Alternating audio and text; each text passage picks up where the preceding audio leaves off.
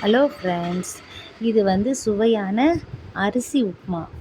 அரிசி உப்புமா வந்து ரொம்ப நல்லாயிருக்கும். இது செய்து பாருங்கள். இதுக்கு தேவை பச்சரிசி 1 டம்ளர், ஒரு 1/4 டம்ளர் பைத்தியம்பருப்பு, கடலைப்பருப்பு, உளுத்தம்பருப்பு, கடுகு, எண்ணெய், வெங்காயம், காஞ்ச மிளகா, பெருங்காயம்.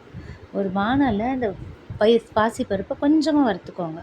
அப்புறம் குக்கர் வச்சுட்டு குக்கரில் எண்ணெய் ஊற்றிட்டு கடுகு போடுங்க. கடுகு போட்டு கடுகு நல்லா வெடிக்கட்டும். கடுகு வெடித்த உடனே கடலைப்பருப்பு, உளுத்தம்பருப்பு கொஞ்சமாக டேஸ்ட்டுக்கு போட்டுட்டு அது கொஞ்சம் வறுபட்ட உடனே வெங்காயம் போடுங்க. வெங்காயம், காஞ்ச மிளகா வச்சுருக்கோம் இல்லைங்களா, அது போடுங்க. அது போட்டுட்டு அது ஒரு பாதி அளவுக்கு கொஞ்சம் கருவேப்பிலை கொஞ்சம் போட்டுருங்க.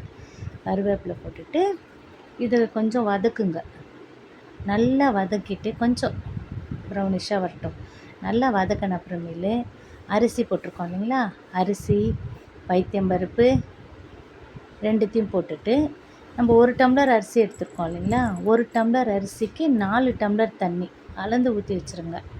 1 டம்ளர் அரிசிக்கு 4 டம்ளர், அதே டம்ளரில் அரிசி டம்ளர்லேயே 4 டம்ளர் தண்ணி ஊற்றிட்டு பெருங்காயம் கொஞ்சோண்டு அளந்து ஊற்றிங்கன்னா உங்களுக்கு கரெக்டாக இருக்கும்.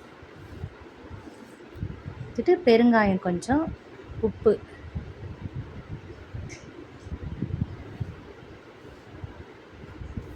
கொஞ்சம் போட்டுட்டு அப்படியே மூடி கொஞ்சம் நல்லா கொதி வந்தவுடனே மூடி வச்சு ரொம்ப சிம்மில் வச்சுருங்க. வச்சுட்டு ஒரு 1/4 மணி நேரம் கழித்து 1/4 மணி நேரம் ஆகும். வெயிட் போடாதீங்க. வச்சுட்டு அப்படியே கிளறி விட்டிங்கன்னா சுவையான அரிசி உப்புமா ரெடி. செய்து பாருங்கள். தேங்க்யூ.